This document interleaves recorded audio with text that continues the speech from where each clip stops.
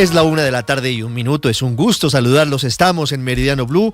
Hoy miércoles 15 de octubre con una agenda cargada de noticias. Comienza a nublarse el cielo en Bogotá, temperatura de 15 grados a esta hora. Comenzamos con las noticias que tienen que ver con la incertidumbre por el daño eléctrico que se presentó esta madrugada en la planta regasificadora de Cartagena. Marcela Peña, ¿está en riesgo el suministro de gas natural para los colombianos?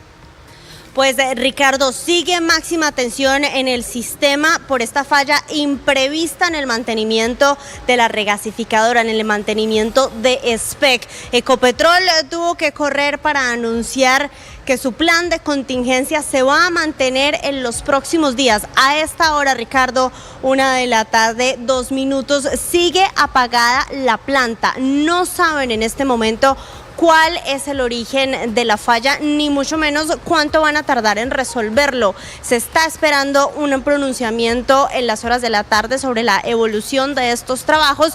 Ha dicho el gobierno inicialmente que espera que esto sea cuestión de horas, pero la realidad es que no sabemos cuál es verdaderamente la magnitud del problema, Ricardo.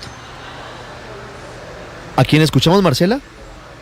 Vamos a escuchar al presidente de Ecopetrol, Ricardo Roa, hablando de la manera en que Ecopetrol está asumiendo esta extensión imprevista en el mantenimiento de SPEC. Esto es lo que dice Ricardo Roa. Sí tuvimos una menor producción de diésel y gasolina, pero eso no afecta al suministro al país, porque ese diésel y gasolina que tenemos almacenado en nuestros almacenes estratégicos y podemos continuar supliendo los combustibles para el país. Acabamos de escuchar, Ricardo, era el vicepresidente operativo de Ecopetrol, Rafael Guzmán. ¿Por qué se lo puse? Porque una de las muchas cosas que tuvo que hacer Ecopetrol para que el resto de usuarios no se quedara sin gas fue reducir la producción de gasolina. Hoy estamos operando con los inventarios de lo que tenía Reficar en las semanas anteriores, y también Ecopetrol está importando mayores cantidades de combustibles líquidos. Han dicho, tenemos reservas para unos días, sin embargo vamos a seguir importando para que este mantenimiento y estos problemas de gas no se conviertan también en problemas de gasolina y de diésel. Regreso más adelante con usted, Marcela, desde Cartagena. En este congreso de la Agencia Nacional de Hidrocarburos estaba en la agenda la presencia del presidente Gustavo Petro, pero finalmente no asistió. Vamos ahora a Washington. La cadena de noticias CNN está confirmando lo que había señalado hace una semana el presidente Gustavo Petro, en el sentido de al menos una de las presuntas narcolanchas bombardeadas en el Mar Caribe habría salido desde Colombia y sus ocupantes eran colombianos. Juan Camilo Merlano. Se trata de un artículo de CNN citando a funcionarios de la administración y que asegura que al menos una embarcación de las atacadas en los últimos 2 meses salió de territorio colombiano y llevaba colombianos a bordo. Se trata del ataque del viernes 19 de septiembre, del que en su momento se reportaron 3 personas muertas durante ese bombardeo que el presidente Trump conectó a carteles del narcotráfico que operaban cerca a territorio venezolano. De hecho, el bombardeo ocurrió en aguas internacionales cerca a las costas de Venezuela. Según este reporte, este ataque es distinto al que el presidente Gustavo Petro había denunciado a través de sus redes sociales, en el cual tenían información de que había colombianos a bordo de una de las embarcaciones y que la Casa Blanca en su momento desmintió. En total ya son 27 muertos por cuenta de los bombardeos por parte de Estados Unidos en el Mar Caribe. Unas 5 en Colombia. Atentos porque hoy es un día clave en el Congreso de la República. Se debate el presupuesto general de la Nación para el año 2026 por 547 billones de pesos. Y vendrá una nueva batalla política entre el gobierno y la oposición. ¿Qué está pasando hoy en el Capitolio Nacional? Juan David Ríos. Hola, buenas tardes. Mire, el ambiente en el Senado es tenso por los cambios en la distribución del presupuesto de los 546,9 billones de pesos que se debate el día de hoy. Por un lado, se aumentó los recursos, por ejemplo, al Departamento Administrativo de Presidencia, al Ministerio de las TIC, al Ministerio del Deporte, y un aumento de cerca de 600.000 millones de pesos a la Procuraduría. Hablamos con John Jairo Roldán, quien es senador liberal y quien además es coordinador ponente, y nos explica estos cambios. Dentro de las adiciones que se consideraron está el DAPRE con 290.000 millones, también está Comercio, está la Procuraduría, está Mintic, está Agricultura, está Deportes, que es muy importante, y fueron las necesidades que fueron escuchadas en reuniones de coordinadores y ponentes y fueron conciliadas con el Ministerio de Hacienda. Pero las críticas vienen porque también hubo reducciones, por ejemplo al DPS, por ejemplo al Ministerio de Agricultura, al Ministerio de Vivienda. Carlos Fernando Motoa, senador de Cambio Radical. Pero aumenta considerablemente la asignación al DAPRE, que nuestro criterio es para seguir haciendo politiquería, eventos masivos gastados con el presupuesto de los colombianos y que no generan ningún beneficio, ningún impacto a las comunidades. Por lo pronto se está a la espera que este debate pueda generar esa discusión para ver cambios en las modificaciones en el Senado, o si no, se iría por decreto. Vamos a hablar más adelante también de lo que está pasando con la consulta del pacto histórico, todo este enredo político y jurídico que hay en torno a esa consulta. Antes hablamos de los riesgos electorales que sigue advirtiendo el procurador Gregorio El Hash, esta vez profundizando en la revelación que hicimos en Meridiano Blue este martes sobre los nuevos planes para atentar en contra del Contralor y de las congresistas Paloma Valencia y Catherine Jubinao. Rocío Franco.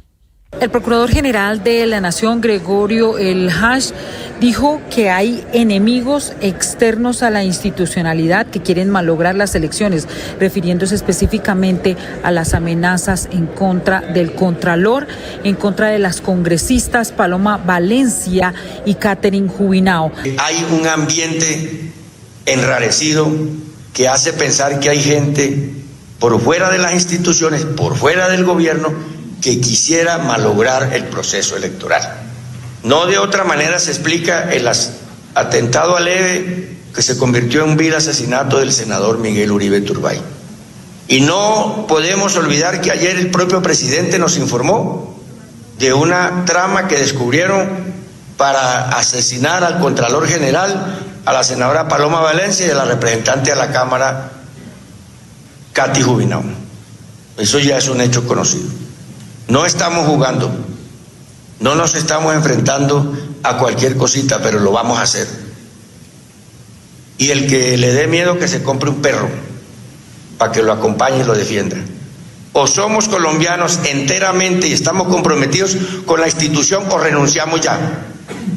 Pero aquí no se le va a permitir a nadie que juegue un doble juego. Dijo el procurador delegado que el énfasis que él va a imprimir en su labor será el de la prevención antes de la sanción. Hay dos noticias que tienen que ver con un criminal que intenta vestirse de gestor de paz. Hablo de alias Pipe Tuluá, cabecilla de la banda La Inmaculada. Por una parte, un tribunal de Riohacha acaba de negar la posibilidad de que sea trasladado vía tutela de la estación de policía de los Mártires en Bogotá a la cárcel Rodrigo de Bastidas en Santa Marta, y por otro lado avanza el estudio de su extradición a Estados Unidos en la Corte Suprema de Justicia. Sergio Barbosa. La Sala Penal de la Corte Suprema de Justicia confirmó la decisión que negó varias de las pruebas solicitadas por el abogado de Andrés Felipe Marín, conocido con el alias de Pipe Tuluá, el líder de la peligrosa banda La Inmaculada, que fue pedido en extradición por el gobierno de los Estados Unidos. A alias a Pipe Tuluá se le atribuyen los delitos de tráfico de drogas ilícitas y concierto para delinquir. En este caso, el abogado de Pipe Tuluá había interpuesto un recurso de reposición alegando la necesidad de nuevas pruebas para verificar la identidad del requerido y garantizar su derecho a la dignidad humana. Concretamente, su defensa pidió varios oficios a la SIJIN para verificar la identidad de alias Pipe Tuluá, alegando un posible caso de homonimia. La Corte cierra entonces la puerta a estas nuevas pruebas, lo que en la práctica significa que muy pronto se conocerá si el alto tribunal da o no vía libre a la extradición de Pipe Tuluá hacia los Estados Unidos.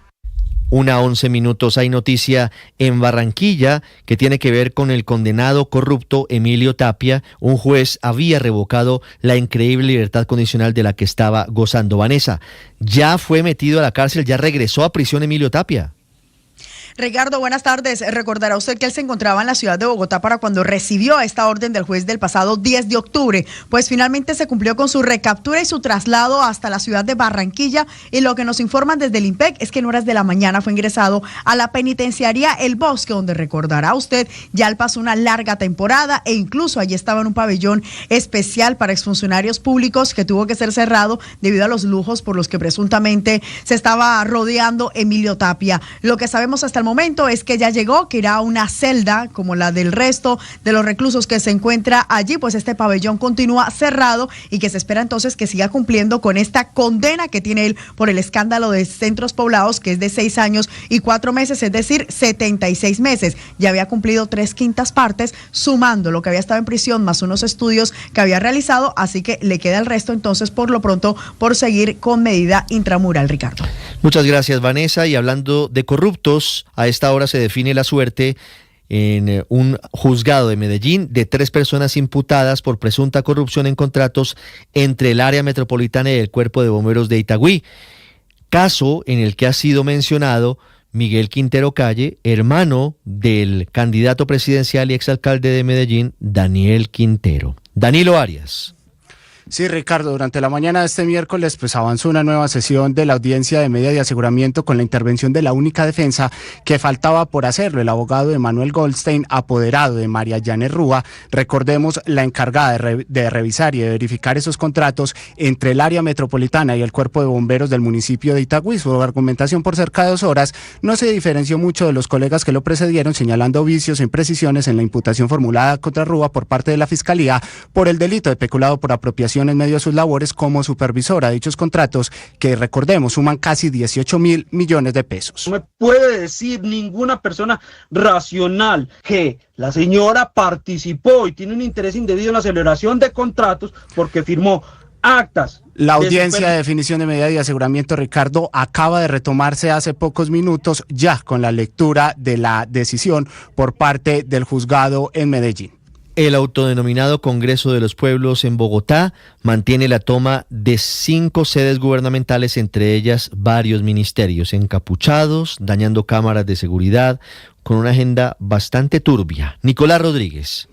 Hola Ricardo, buenas tardes. Sí señor, la toma continúa en el edificio del DAN en la carrera 59 con calle 26, donde también funcionan las oficinas de la Agencia Nacional de Tierras y la Agencia de Desarrollo Rural. También se mantiene la toma del edificio de la Unidad de Víctimas, esto en la carrera 85 de 46 a 65, en el Ministerio del Interior sobre la carrera 8ª, sobre la carrera 7ª, hablando específicamente de la Sociedad de Activos Especiales, la SAE, y el Ministerio de Agricultura, y también uno de los puntos que se activó recientemente fue en la carrera 6ª número 877. Esto tiene que ver, o se reactivó más bien, con el Ministerio de Vivienda, donde, recordemos Ricardo, en estos puntos también pasaron la noche las comunidades campesinas e indígenas que se hacen llamar del Congreso de los Pueblos. Esta mañana justamente, Ricardo, confirmaron los líderes de esta manifestación que a lo largo de la semana van a continuar con las manifestaciones en las calles y las tomas en los edificios, mientras también se llegan a algunos consensos con el gobierno nacional. Y asimismo confirmaron que el próximo viernes a las 3 de la tarde se hará un plantón a las afueras de la Embajada de los Estados Unidos, precisamente esto en conmemoración a las víctimas, dicen ellos, de lo que sucedió en Palestina, y también, en palabras de los líderes, de la invasión que está haciendo Venezuela invasión que está haciendo Estados Unidos hacia Venezuela. En este momento, las entidades del gobierno, por ejemplo, el viceministro para el Diálogo Social y los Derechos, Gabriel Rondón, reitera que si definitivamente no se finaliza la toma a las entidades gubernamentales, no se van a sentar con ellos en esas mesas de concertación para levantar los bloqueos que tienen, o más bien las tomas que tienen en Bogotá, Ricardo. 1:15, muchas gracias Nicolás. Hablamos ahora de un feminicidio. Fue asesinada una lideresa social en el medio Baudó, en medio de las fiestas populares. La Defensoría del Pueblo rechazó este crimen. Héctor Santamaría. Pues Ricardo, esta situación ocurrió en medio de las fiestas patronales de la comunidad de Torreidó, en el municipio de Medio Baudó, donde se encontraba disfrutando de la celebración el Luceneida Inestrosa Mosquera, reconocida lideresa social de la comunidad de Puerto Meluc, donde luego de una discusión con quien sería su pareja sentimental, fue agredida en varias ocasiones con arma blanca, causándole la muerte en el sitio. El sujeto, que está siendo identificado por parte de la policía del departamento del Chocó, se fugó de ese sitio y no se conoce su paradero, por lo que está siendo buscado a esta hora en diferentes zonas del del Chocó. Este crimen, calificado por la administración municipal como un feminicidio, ha generado el rechazo a organizaciones sociales y especialmente la Defensoría del Pueblo, quien destacó que Luz Eneida era una figura clave en el Consejo Comunitario Mayor del Río Baudó y sus afluentes, donde lideraba procesos organizativos y comunitarios en esa región de Colombia. Ricardo. 1:16, hablamos ahora de ciberseguridad, hablamos de las advertencias que se hacen sobre el aumento de cibercrímenes, de los robos de identidad en la región. Salima Feris. América Latina se consolida como la quinta región del mundo más atacada por cibercriminales. En 2024 se concentró el 8% de los incidentes con campañas que buscaban interrumpir servicios clave y sobre todo golpear a los sistemas financieros. Entre los países más atacados se encuentran Brasil, México y Perú. Matías Heidbauer, líder de ciberseguridad de IBM para países de habla hispana en América Latina, habla sobre la posición de Colombia. No está en el top 5, por volumen, pero no porque se hayan reducido significativamente los ataques, sino porque en los demás países hemos visto un incremento exponencial. De acuerdo con la compañía IBM, en Colombia los principales ciberdelitos son los engaños por correo o mensajes y robo de cuentas o identidades. Los ciberdelincuentes cobran grandes cantidades de dinero a cambio de devolver esta información. A nivel regional, los sectores más atacados fueron finanzas y seguros, seguidos de manufactura, energía y servicios profesionales, empresariales y al consumidor. Muy bien, Salima, gracias. Hablamos de las noticias del mundo que comienzan con la frágil tregua en la Franja de Gaza, unos llamativos sobrevuelos de aviones bombarderos estadounidenses cerca, muy cerca de Venezuela y un récord muy malo para el medio ambiente. César Moreno. Hola, muy buenas tardes. El almirante Brad Cooper, jefe del Comando Central del Ejército de Estados Unidos, el CENTCOM, y quien es el principal comandante norteamericano en Medio Oriente, pidió a Hamás que deje de disparar contra civiles palestinos, después de que el grupo terrorista publicara un video en el que mostraba varias ejecuciones en plena calle. Por su parte, el primer ministro israelí Benjamin Netanyahu advirtió, tal y como lo hiciera ayer Donald Trump, que jamás se tendrá que desarmar o si no, les va a desatar un infierno. All hell breaks loose. Okay. Mientras, los mediadores Estados Unidos, Turquía, Egipto y Qatar debaten el envío de 1,000 policías palestinos entrenados en Egipto y Jordania a Gaza para ayudar a restablecer el orden y la estabilidad en la franja.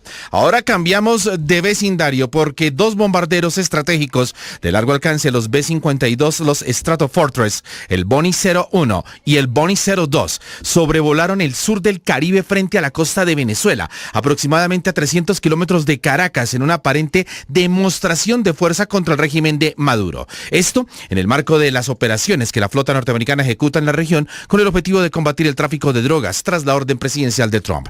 El seguimiento se vio en vivo y en directo, en tiempo real, en la aplicación Flight Radar.